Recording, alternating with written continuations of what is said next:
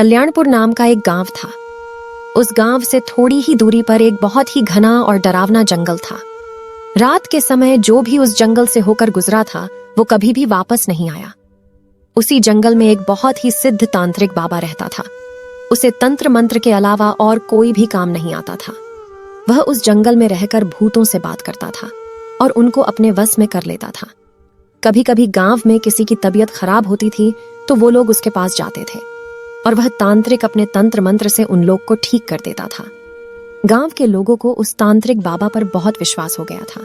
उन लोगों को लग रहा था कि तांत्रिक हमारा और हमारे गांव का रक्षक बनकर आया है, लेकिन उन्हें ये नहीं पता था कि वह तांत्रिक अपने जादू मंत्र से धीरे धीरे गांव के एक एक आदमी को गायब कर रहा था।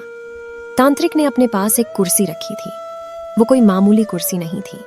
जब भी वो पूजा पाठ करता था उसी कुर्सी पर बैठकर करता था, ताकि वह सिद्ध तांत्रिक बन सके और जो चाहे वह कर सके। कुछ समय बाद गांव में हड़कंप मच गया कि आखिर हमारे गांव के लोग धीरे धीरे कहाँ गायब हो रहे हैं।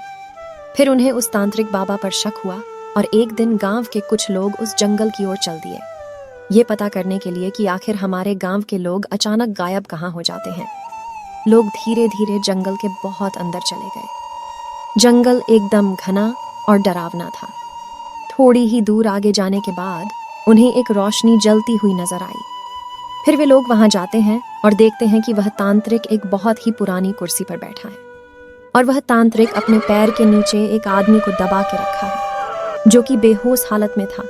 जब गांव वाले उसके नजदीक गए तो पहचान लिए कि ये तो हमारे गांव का आदमी है जिसको हम लोग सुबह से ढूंढ रहे थे। गांव वालों को देखकर तांत्रिक वहां से भागने लगा। तभी गांव के सारे लोग उसे चारों तरफ से घेर कर पकड़ लेते हैं और एक पेड़ से बांध देते हैं। फिर पूरे जंगल में आग लगा देते हैं और उस आदमी को लेके अपने अपने गांव लौट जाते हैं। अब उस तांत्रिक ने देखा कि गांव वालों ने जंगल में आग लगा दी है, अब तो मैं नहीं बचूंगा। वह बहुत चिल्लाया, मुझे बचाओ, मुझे बचाओ, लेकिन उसे कोई बचाने नहीं आया और धीरे धीरे आग की लपटें तांत्रिक के पास गई और वह आग में जल के मर गया। लेकिन उसकी कुर्सी जैसी थी वैसी ही रही।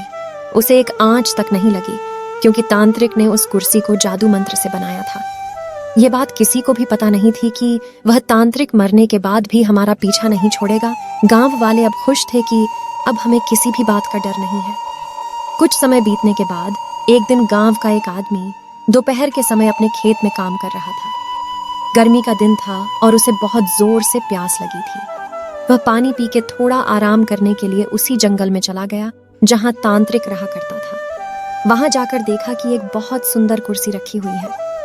वह देखने में बहुत लुभावनी कुर्सी लग रही थी, मगर वह एक भूतिया कुर्सी थी। वह आदमी उसे लेकर अपने घर आ गया। उस कुर्सी को देखते ही मन एकदम खुश हो जाता था।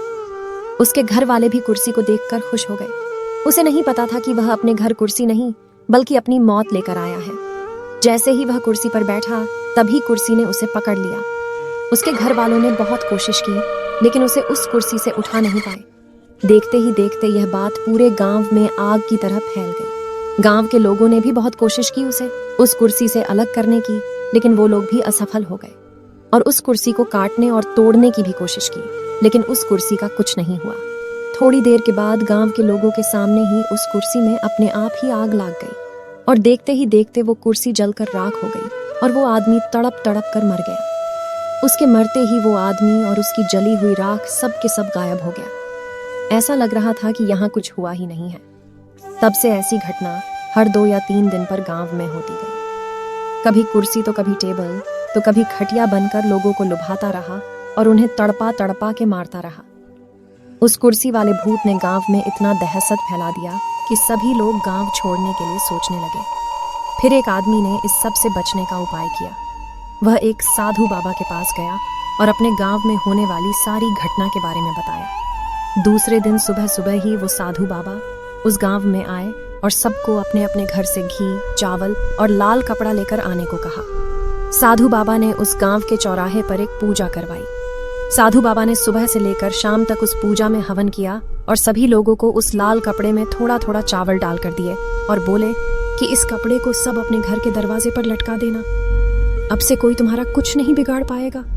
सारे लोग ऐसे ही किए जैसे साधु बाबा ने बताया था। उस दिन से उस भूत ने किसी का कुछ नुकसान नहीं किया। और गांव के लोग बिना